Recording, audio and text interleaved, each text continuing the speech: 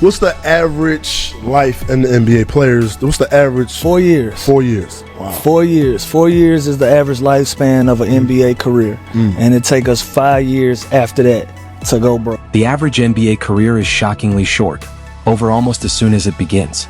And here's the part most people never think about. Many players don't leave wealthy. A surprising number end up broke. Years after retiring, Lou Williams finally spoke openly about why this keeps happening. He described a lifestyle so toxic it destroys marriages, drains bank accounts, and leaves grown men sitting in silence, wondering where everything went wrong. This isn't about reckless spending or flashy cars, like the headlines suggest. It's about a system that chews up young athletes, exploits them at their peak, and discards them once the spotlight fades. The biggest myth in professional sports is that the moment an NBA player signs a contract, their future is guaranteed. Easy numbers game. I do it like this. You make $5 million, 2.5 of that gone. You got agent fees, probably another 50 of that gone. You got your dues. A lot of people don't know we got dues for the NBPA. So yeah, you got dues. So everybody put their money in the pot. So you figure you got 450 NBA players. I think the dues is 15 to 20 grand a year. Everybody put it in the pot. That's how we able to get our health care and all of that type of shit. I didn't know that. Then you got your personal staff. Financial advisor is probably 1%. Agent at a high number is gonna get 4%. Right. But you can negotiate from 1 to 4. Okay. So before you look up, you probably at 1.5 million off of 5 with nothing. You see a headline screaming that a 21-year-old just signed a $5 million contract, and instantly you assume he's rich, stress-free, living a dream life most people will never touch. That assumption couldn't be more wrong. Lou Williams broke down the real numbers, and the truth is brutal in ways fans rarely consider. That $5 million sounds unreal until reality shows up fast. Taxes hit first, cutting nearly half before the player ever sees a dollar. Just like that, the deal shrinks to around $2.5 million. Then the agent takes their cut, usually about 4%, and another chunk disappears. But here's what almost nobody talks about. Every NBA player pays mandatory union dues, roughly $15,000 to $20,000 a year. All 450 players contribute, so everyone has healthcare and benefits. There's no opting out, no skipping the bill. Then comes the personal staff, where the real bleeding begins. Financial advisors typically take around 1% of everything you earn. Add a trainer, maybe a chef, sometimes a driver depending on the city. These aren't flashy extras, they're survival tools when your job depends on staying elite. By the time the dust settles, that $5 million contract has quietly shrunk to roughly $1.5 million of real money in your pocket, and that's before life even starts happening. In real life, a lot of that pie gone. So again, and we 17, 18-year-old kids, these are our first experiences. It's gonna take us, I don't care what you go to school for, it's gonna take you 5-6 years of that experience to even realize what's happening to you. I was, hey listen man, I had a week. I bought a Ferrari and a Lamborghini in the same week, and I rationalized it with my financial advisor, and he was like, I can't legally tell you what to do with your money, but I don't think that's a good decision. Right. And I said, it's cool, I'll make a bunch of this shit. I did. But I was young. What year was this? What year, you remember? Man, I had to be 24. I had to be 24, 25 years old. So it was like the 6th or 7th season? 2012. But no, like you want to enjoy some of this stuff too, yeah, bro. You do. Like you want to enjoy it, and so. And just like that, you go from feeling wealthy to barely clearing 7 figures. And remember, this is happening to teenagers and young adults touching real money for the first time, with no one truly breaking down the math while they're signing on the dotted line. All they see is the headline number and assume they're set for life.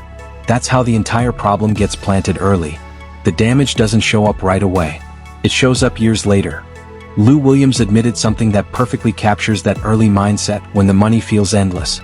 He bought a Ferrari and a Lamborghini in the same week.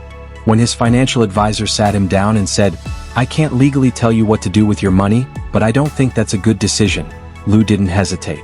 It's cool, he said. I make plenty of this. He was 24 years old, 6 or 7 seasons into the league, and he genuinely believed the checks would never stop coming. That's not stupidity. That's what happens when you live in a world where money keeps hitting your account every month, and the end feels impossibly far away. But that's how athletes go broke. A lot of people think it's like you just got a reckless spending habit. Yeah. It ain't that we got reckless spending habits. We just got crazy overhead, and once the checks stop, it gets completely different. It's nobody sitting there giving you real numbers because it's coming in so fast. money coming in so fast. That's just the contract. Like, you might have a shoe deal, you might have some endorsements, so you feel like this shit is gonna be forever. It was a culture shock to me the first week I didn't get a big check from being retired, where it was like, oh, I gotta figure this shit out. Yeah, like, life has begun. NBA salaries, shoe deals, endorsements, all hitting at the same time. The money moves so fast your brain never fully catches up. And no one sits you down with the real numbers, because in that moment it feels like the wave will never break. This is where the public gets the NBA lifestyle completely wrong. From the outside, people assume players go broke because they're reckless or irresponsible. But it's not wild spending the way most imagine. It's the massive overhead of a life that no longer resembles anything normal. You have people on payroll who depend on you. Multiple properties that need constant maintenance.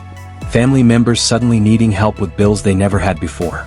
Friends from back home asking for loans that quietly turn into gifts. It all feels manageable while millions are still coming in every year and the lifestyle feels deserved. The trap snaps shut the moment the checks stop, because the lifestyle doesn't shrink with the income. You've built an entire financial ecosystem around NBA money, and it collapses the second retirement hits. Lou Williams described the culture shock of his very first week out of the league.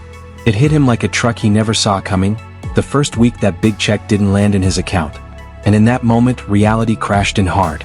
Like, I feel like my life really started when I retired, bro, because I never spent that much time at home.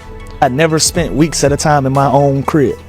So is that another reason where they say a lot of when athletes retire, they get a divorce too? Because now they home so much. Hell yeah. You don't really know the woman you married.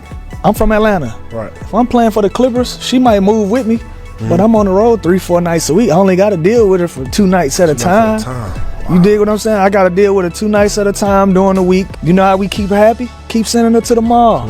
That's how you keep her quiet. That's why it's okay. It's okay. I understand. It's a sacrifice. I'll stay home with the kids. Right. It's okay. You know why? Because she can shop in peace. Right. You ain't in her fucking ear. And you on the road doing whatever you doing. She ain't in your ear. Come home 2 days out that week, play family, and then you retire and you got to deal with it 24/7. That's when he realized, I've got to figure this out. Lou said that was the moment his life actually began, which is wild when you stop and think about it. This is a man who played professional basketball for over a decade, earned tens of millions, traveled the world, and was treated like royalty everywhere he went. And yet, real life didn't start for him until all of it ended. The reason becomes obvious when you look at what his life really was. Planes, hotels, arenas, maybe 2 days at home before packing up and leaving again. Then suddenly he's home every single day. No structure, no schedule, no team telling you where to be or what comes next. Just bills that don't care that you're retired. And the money issues are only the surface level problems retirement exposes. Lou went even darker when he said something most players won't admit publicly. He asked a question every married athlete thinks but almost never says out loud. Why do so many players get divorced right after retirement? The answer is brutal. When you really break it down, a lot of these men don't truly know the women they married. It's a reality. So when you get to a place where, like I said, I was single, so I'm coming home with just my crib. Let's say you don't even have kids involved, or you got a long-time girlfriend. Lou explained it with details that make it impossible to ignore. Say you're from Atlanta, but you're playing for the Clippers. Your wife might move with you to Los Angeles, but you're on the road 3 or 4 nights every single week. You're only really with her for 2 days at a time. That means your entire marriage exists in short, controlled windows. No real routine. No real friction. No real life together.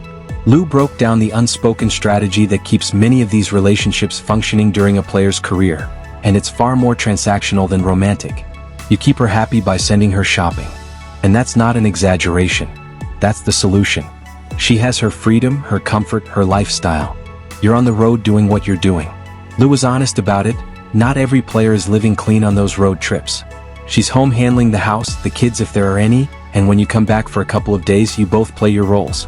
Everything looks perfect just long enough to avoid real conversations. Then you leave again before anything uncomfortable surfaces. You're not really partners. You're performers. You're both on your best behavior because neither of you actually has to live together in a meaningful way. And it works until retirement. When the career ends, everything flips overnight. No more road trips. No escape. No breaks from each other. Suddenly you're home every day, sitting across from someone you barely know beyond surface level interactions. Lou was single when he retired, so he only had to deal with himself. But he watched teammates go through marriage collapses in real time. Couples who thought they were solid suddenly realized they were strangers, just two people sharing a last name in the same house. The husband was used to quick check-in calls before disappearing again. The wife was used to running everything alone. Neither ever learned how to coexist long-term. And that's where Lou went even further than most players ever will. He admitted, without hiding, that he was the team captain of guys who liked to play around. He put himself at the front of that group. And he made something very clear. While there are faithful, family-first players who take marriage seriously, a lot of guys don't live like that. When you only see your wife in small doses, it's easy to live a double life she never fully sees. The relationship survives because it's barely a relationship at all. It's phone calls, short visits, and both people pretending everything's fine while living separate lives. When retirement hits, that structure collapses because the thing holding it together disappears. Lou said it straight, no sugarcoating. When the thing that keeps a smile on her face isn't there anymore, she's leaving. He was talking about the money, the shopping trips, the lifestyle, the resources that kept everything smooth even when the emotional bond was empty. When that dries up, there's nothing left to stand on. You can't fix problems with spending when the bank account is shrinking. You can't escape issues by disappearing on road trips when you're home every day facing them head-on. That's why divorces spike right after retirement. And it happens generation after generation. Fans never see this side. Behind the highlight reels are men who lived their childhood dreams, made millions, traveled the world, got treated like royalty, yet ended up with nothing that truly mattered. Not just financially broken, but emotionally damaged in ways that take years to fix, if they ever recover at all. Marriages fall apart because they were never real to begin with. Support systems vanish because many of the people were only there for the money. And identities collapse because these men were never taught how to be anything beyond basketball players. The craziest part is that this keeps happening over and over. Young players entering the league today are stepping into the exact same trap. They hear the warnings. They see older players struggling. But when you're 19 and someone hands you millions of dollars, your brain literally cannot process that it will end. That's why Lou's honesty stands out. Most retired players won't talk about money problems out of embarrassment. They won't talk about relationship failures because it damages their image. Lou talked about all of it, the bad financial decisions, the lifestyle inflation, the hollow marriages held together by money and convenience, the cheating, and the brutal crash after retirement nobody prepares you for. And he didn't excuse himself. He owned his role in it. The truth is, the system is broken by design. You take teenagers with no life experience, give them more money than they can comprehend, surround them with people who profit when they spend, and drop them into a lifestyle with massive overhead just to survive. Then, a few years later, you cut them loose with no preparation for real life. No financial education. No identity beyond the court. No roadmap for what comes next. When basketball ends, everything collapses, because everything was built on basketball. Agents still collect their cuts. Teams move on to the next talent. Sponsors cash in. The league keeps making billions. And the cycle repeats. The few players who make it out with healthy relationships and their finances intact are exceptions, not the rule. Lou Williams pulled the curtain back on a side of NBA life fans never see. And once you really sit with it, it's devastating. The dream comes with a price most players don't understand until it's far too late, when the damage is already done. If this opened your eyes to what really happens behind the scenes, hit like and drop a comment. What part of Lou's story shocked you the most? Subscribe too. We're digging into more truths the sport.